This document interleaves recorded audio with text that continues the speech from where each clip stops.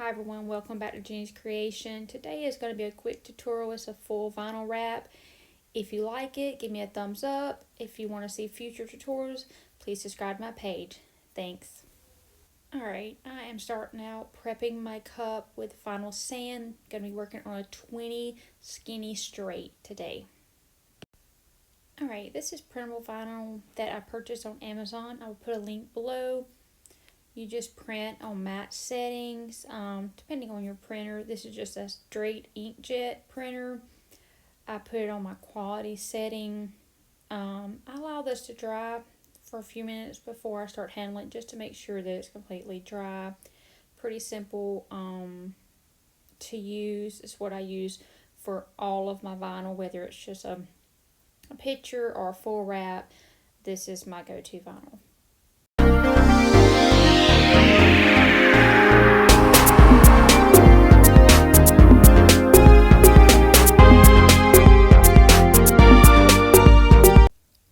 So here I'm just trimming the white off of the image. That's just extra where it printed out. And now I'll turn it over. This is called the Hinge Method. You only want to take a small little bit of the backing off. You want to leave the rest of the backing on as long as possible. So I'm going to leave a little bit of stainless steel at the top to where the epoxy can touch it. And of course there'll be some showing at the bottom, but I'm going to show you how to fix that later. I like to line it up really good before I start taking off the backing, because once you start this, especially with this kind of vinyl, it's really hard to pull it back up. So just repeat this all the way around the cup until it lines up completely. Alright, so here I'm ready for my first coat of epoxy. I did let that vinyl sit probably for a few hours, just really depending on how quick I need to get this done. But I am using Illuminlight's Quick Coat for my first coat, probably about 20 mLs, 10 mLs of A and 10 mLs of B. Depending on your temperature in your room and the epoxy that you actually use, I usually wait 4 to 6 hours before going into a second coat or either applying a decal. I doubt I'll do a second coat on this one.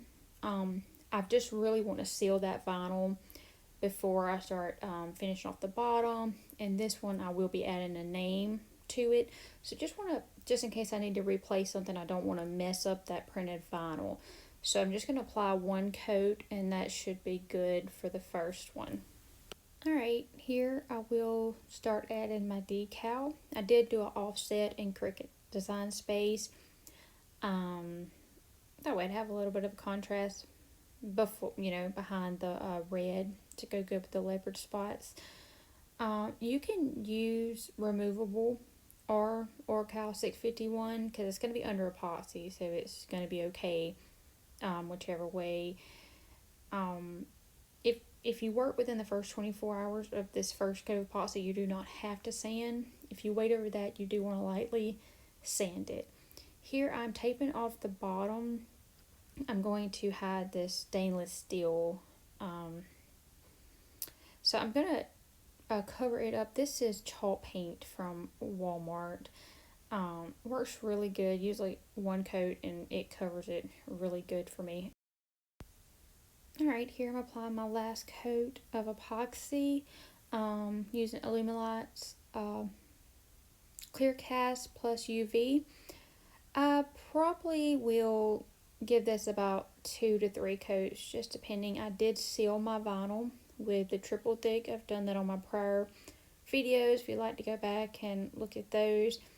Let that sit for about 24 hours, and then I'm ready for my final coat.